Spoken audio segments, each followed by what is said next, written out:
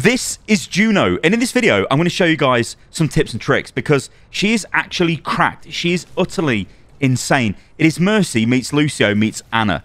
Now, what I mean by that is, let me just break this down. So the first thing I want to look at is the primary fire. So the primary fire is both your damage and your heal. And you'll notice it's got a really cool effect on the weapon. So when you're hovering over an ally, you see the weapon, it smiles. It's like, hey, cool ally. But if you hover over an enemy, it's like, no, nasty enemy. Now, there is damage fall off, but there's also healing fall off. So I'm within healing range here. The heal, pretty substantial. That's per burst, right? So per one click of the mouse, one press of the controller, you get a sort of burst fire like Batiste. I guess you could throw Batiste in, actually, into this support mix. So there's the full healing effect. So if I actually jump down here, you will see that the healing effect is much reduced when we are at range. See, it's much reduced. It's still okay, but it's much reduced. Now, the other thing to note with this weapon is it is a very fast-moving projectile. I mean very, very fast. Also, there's no lock-on. A lot of us were thinking that this had some sort of lock-on component. It actually doesn't. You can see this in effect here. There's no lock-on component. It's not homing onto targets. You're actually having to aim at the target to hit them. So that's the primary fire. It is quite ridiculous. So this is the Pulsar Torpedoes. Now, the way they work is they target everything in front of you. They will heal allies. Think of it kind of like a Life Weaver heal. It's a little heal over time. And they will damage enemies. Now, there is a crucial component to all of this, and you'll notice this. Your primary fire is gone. Your weapon disappears while it's charging up. You can see the timer. When the timer reaches the end, it will actually just fire off, regardless of whatever you're doing. But you can actually fire this with primary fire. So if you hold down alternate fire to lock onto the targets and then fire, when you've got them locked on, it will hit. Now, it's kind of like Cassidy. You have to wait for the target to lock on, because if you press it too fast, it won't lock on. And watch, I'll just do this again. Let's heal these guys back up. See, I only fired it onto this guy and that guy because it locked onto those faster because they were closer to me. So there's this bit of a duration going on with the distance from target. Now, the other thing with Pulsar Torpedoes is you can use it while you're flying around in the air. So if I sort of just go into flight mode and then I go like this with Pulsar Torpedoes, you can see it was active when I was in the sky, right? I cancelled it then because I'm an idiot. But yeah, basically you want to use alternate fire to charge it up. I'll just show you again, actually. We'll talk about the passive in a second, but I just want to stay focused on Pulsar Torpedoes for the moment. So if we pop left shift and then let's say, I don't know, we jump up in the sky, we go like this, then we fire.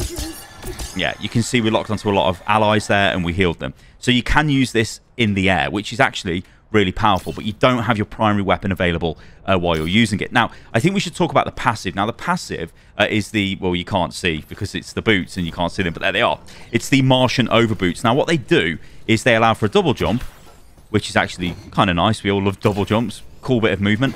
But if you hold down jump, you will glide, again, like Mercy. So you can see how this character has taken, like, the kit, basically, of a ton of support heroes and just turned it into this insane mash of all the other support heroes. I think she's going to be just ridiculously powerful. The next thing I want to talk about, though, is actually the movement ability, right? So this is the glide boost. So you can glide horizontally with increased movement speed. So you can just pop this on the ground if you like. You'll notice I'm hovering around. But I'm using this now in conjunction with my passive to jump. I only jumped once there. I should have double jumped. You can't just aim up into the sky and fly. It is horizontal. So if I aim up into the sky, I will not go up into the sky. But I can pop my jump. I don't think you can actually double jump, to be fair with this, but you can pop your jump while you're using it to give yourself that bit of extra height. And obviously get yourself into a position so, you know, I could be like this, firing down here onto the enemies, you know, doing damage, healing, whatever. I was also holding down jump, so I slowly glided back down to the ground. So this isn't flight like Diva. That would probably absolutely be broken.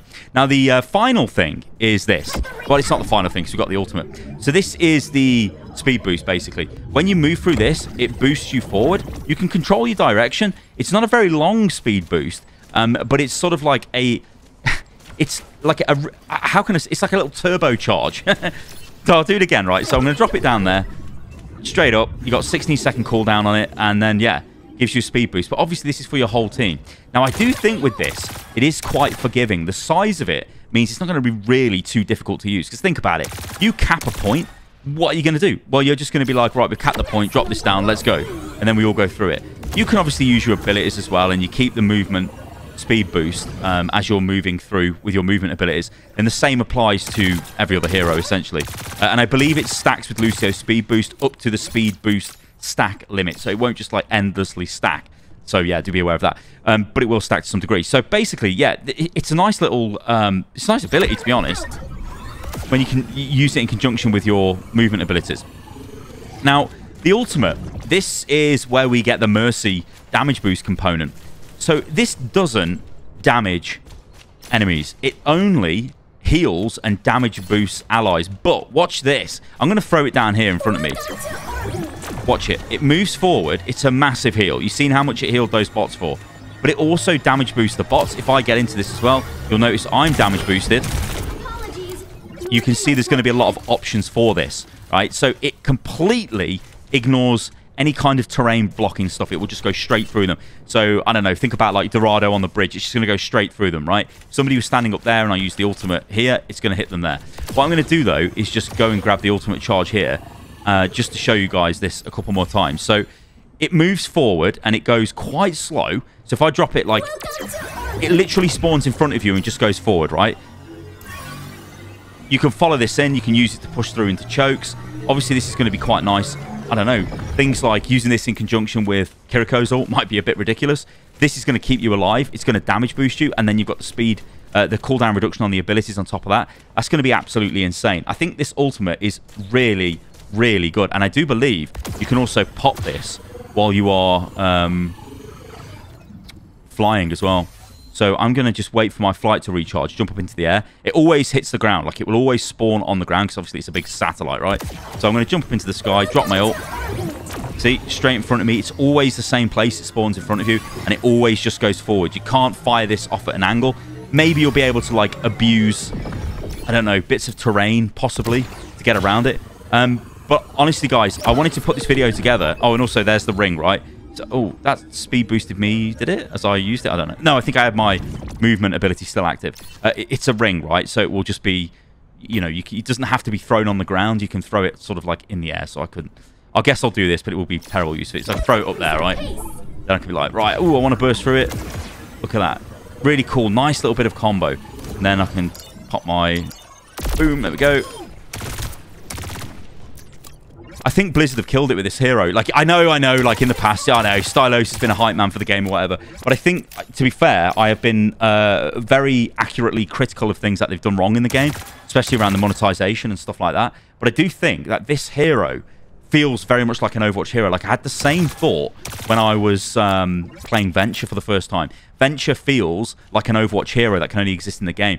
But I do think there is a bit of a distinct difference here with this hero and Venture, is notably... I think this hero is going to be just straight up playable, like straight away in the game. It can do so much. Like, being able to damage enemies and then also ally heal is like, this is why Ana was so good, right? And it's taken this long to basically give you this again. I know there's BAP, I know there's Moira, but what I'm talking about is it's the same projectile, right? It either heals allies or it damages enemies.